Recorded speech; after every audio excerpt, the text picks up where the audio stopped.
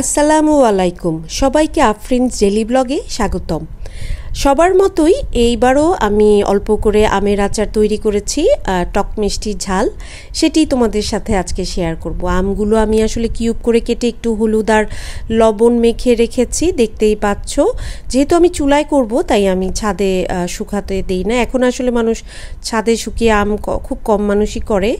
নিয়েছি খুব প্রয়োজনীয় কিছু জিনিস: রসুন, পাঁচফোড়ন, সরিষার তেল, চিনি। যেহেতু আমি গুড়ের বানাবো না, তো সরিষার তেল গরম হওয়ার পর আমি আস্ত রসুন দিয়ে দিলাম ঝালের জন্য কাঁচামরিচ দেওয়ার পর আমি চুলার আঁচ কমই মাঝারি ছিল, কারণ বেশি দিলে মশলা পুড়ে যাওয়ার সম্ভাবনা আছে।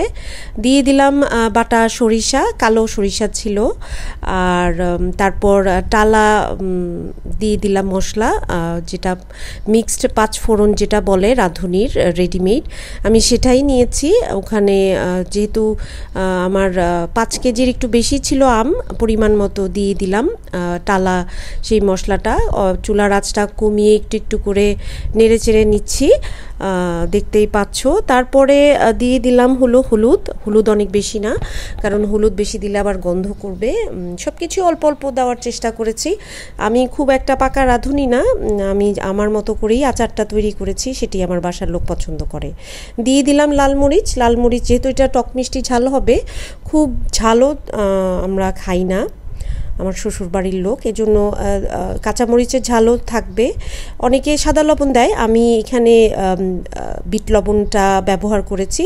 এখানে আলাদা করে আমি আর কোনো সাদা লবণ দেইনি। তারপর দিয়ে দিচ্ছি চিনিটাও পরিমাণ মতো দিয়ে দিচ্ছি। প্রথমে আমি 3-4 চামচ দেওয়ার পর আসলে বুঝতে পারছিলাম না আমটা কতটুকুন টক। পরিমাণ মতো আমি আবার পরেও একটু চিনি অ্যাড করেছিলাম। যেহেতু অনেকগুলো আম ছিল, অপেক্ষা করছিলাম একটু সিদ্ধ করার জন্যে। তারপর দিয়ে দিলাম শেষে টালা জিরা। এই তো, সবাই আমার চ্যানেলটা সাবস্ক্রাইব করবে আর ভালো থাকবে, সাথেই থাকবে। বাই।